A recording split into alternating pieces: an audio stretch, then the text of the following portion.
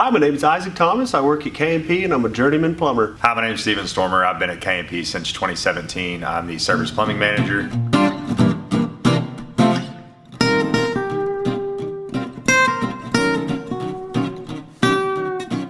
We sent out a poll to all of our customers. These are the main questions we were asked, and we're going to start off with, it's upside down.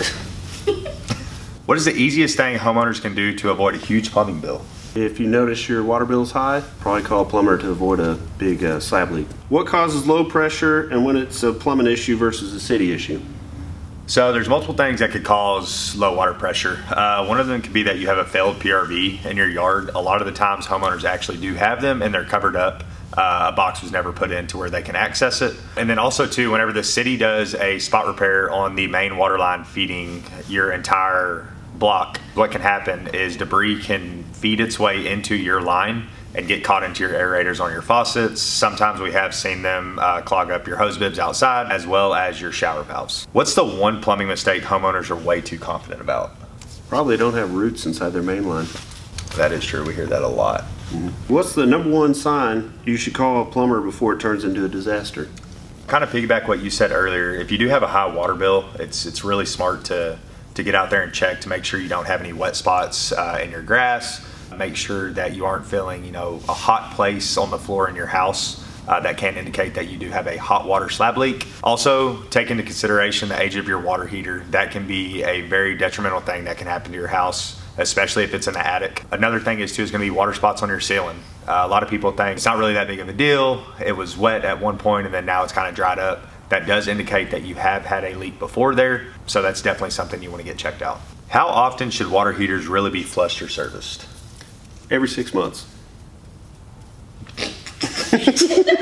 If you're on a well system or if you are in an area that has really hard water, if you have a tankless water heater, you're probably going to be looking at about 6 months to flush it out with a tankless descaler.